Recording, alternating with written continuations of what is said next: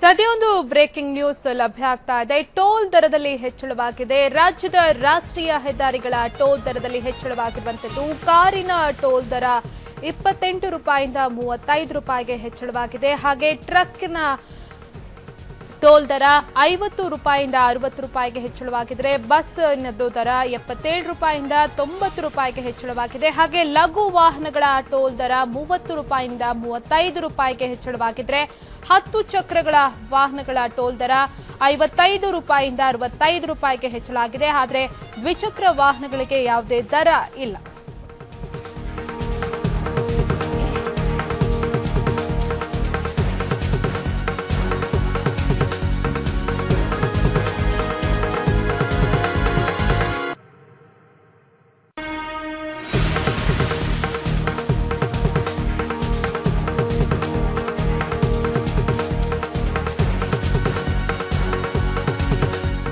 ದರದಲ್ಲಿ ಹೆಚ್ಚಳವಾಗಿದೆ. ರಾಜ್ಯದ ರಾಷ್ಟ್ರೀಯ ಹೆದ್ದಾರಿಗಳ ಟೋಲ್ ದರದಲ್ಲಿ ಭಾರಿ ಹೆಚ್ಚಳವಾಗಿರುವಂತದ್ದು. ಕಾರಿನ ಟೋಲ್ ದರ 28 ರೂಪಾಯಿಯಿಂದ 35 ರೂಪಾಯಿಗೆ ಹೆಚ್ಚಳವಾಗಿದ್ರೆ ಟ್ರಕ್ನ ದರ 50 ರೂಪಾಯಿಯಿಂದ 60 ರೂಪಾಯಿಗೆ ಹೆಚ್ಚಳವಾಗಿದೆ. ಹಾಗೆ ಬಸ್ನ ಟೋಲ್ ದರ 77 ರೂಪಾಯಿಯಿಂದ 90 ರೂಪಾಯಿಗೆ ಹೆಚ್ಚಳವಾಗಿರುವಂತದ್ದು. ಲಘು ವಾಹನಗಳ ಟೋಲ್ ದರ 30 ರೂಪಾಯಿಯಿಂದ 35 ರೂಪಾಯಿಗೆ ಹೆಚ್ಚಾಗಿದೆ. ಹಾಗೆ 10 ಚಕ್ರಗಳ ವಾಹನಕ್ಕೆ 55 ರೂಪಾಯಿನಿಂದ 65 ರೂಪಾಯಿಗೆ ಆಗಿದೆ ಟೋಲ್ ದರ.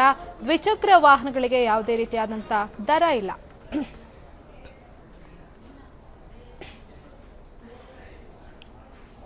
ಇನ್ನು ಈ ಬಗ್ಗೆ ಇನ್ನಷ್ಟು ಡೀಟೇಲ್ಸ್ ನೀಡೋದಕ್ಕಾಗಿ ನಮ್ಮ ಜೊತೆ ದೂರವಾಣಿ ಸಂಪರ್ಕದಲ್ಲಿದ್ದಾರೆ ನಮ್ಮ ಪ್ರತಿನಿಧಿ ಮಂಜುನಾಥ್. ರಾಜ್ಯದ ರಾಷ್ಟ್ರೀಯ ಹೆದ್ದಾರಿಗಳ ಟೋಲ್ ದರದಲ್ಲಿ ಏರಿಕೆ ಆಗಿರುವಂತದ್ದು ಭಾರಿ ಪ್ರಮಾಣದಲ್ಲಿ ಏರಿಕೆ ಆಗಿದೆ. ಈ ಒಂದು ದಿಢೀರ್ ಏರಿಕೆಗೆ ಕಾರಣ ಏನು?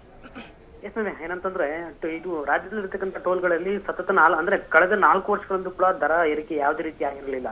ಅಂದ್ರೆ ನಿಗದಿತವಾಗಿ ಏನು ದರವನ್ನು ನಿಗದಿ ಮಾಡಿದ್ರು ಅದೇ ದರದಲ್ಲಿ ಕೂಡ ಪ್ರತಿಯೊಂದು ಟೋಲ್ಗಳಲ್ಲಿ ಒಂದೇ ದರದಲ್ಲಿ ಅಂದ್ರೆ ಇಷ್ಟು ದಿನ ಏನ್ ದರ ನಿಗದಿ ಮಾಡಿದ್ರು ಅದೇ ದರದಲ್ಲಿ ಕೂಡ ಏನು ಪ್ರತಿಯೊಂದು ವಾಹನಗಳು ಕೂಡ ದರವನ್ನು ನಿಗದಿ ಮಾಡಿ ಟೋಲ್ ಅನ್ನ ನಾನು ಪರಿಶುದ್ಧ ದರವನ್ನು ನಿಗದಿ ಮಾಡಿತ್ತು. ಅಂದ್ರೆ ಇದು ಏಕಾಏಕಿ ಜುಲೈ 1ರಿಂದ ಇದೇ ತಿಂಗಳಿನ 1ರಿಂದ ಏಕಾಏಕಿ ದರವನ್ನು ನಿಗದಿ ಮಾಡಿರುವಂತದ್ದು ಪ್ರಮುಖ ಕಾರಣ ಇಲ್ಲಿ ಪ್ರತಿಯೊಬ್ಬರಿಗೂ ಕಾಣುತ್ತಿರುವಂತ. ಅಂದ್ರೆ ಪ್ರಮುಖ ಕಾರಣ ಒಂದೇ ಆಗಿರುವಂತದ್ದು GST ಮೇಲೆ ಪ್ರತಿಯೊಂದು ರಾಜ್ಯದಲ್ಲಿ ಇರ್ತಕ್ಕಂಥ ಪ್ರತಿಯೊಂದು ಟೋಲ್ ದರಗಳು ಕೂಡ ಸಾಕಷ್ಟು ಏನು ಪ್ರಮಾಣದಲ್ಲಿ ಏರಿಕೆ ಆಗಿರುವಂತದ್ದು. ಪ್ರಸ್ತುತ ಅಂದ್ರೆ ಶೇಕಡವಾರು ನೋಡಿದ್ರೆ 20% ಟೋಲ್ ದರ ಏರಿಕೆ ಆಗಿರುವಂತದ್ರಿಂದ ಒಂದ್ ರೀತಿ ನೋಡಿದ್ರೆ ವಾಹನ ಸವಾರರಿಗೆ ಮತ್ತೆ ವಾಹನ ಮಾಲೀಕ ಸಾಕಷ್ಟು ಒತ್ತಡ ಬೀಳುವಂತ ಸಾಧ್ಯತೆ ಹೆಚ್ಚಿಗೆ ಇದೆ ಅಂತಾನೆ ಹೇಳ್ಬೋದು. ನವ್ಯ, ಧನ್ಯವಾದ ಮಂಜುನಾಥ್ ತಮ್ಮೆಲ್ಲ ಡೀಟೇಲ್ಸ್ಗಾಗಿ.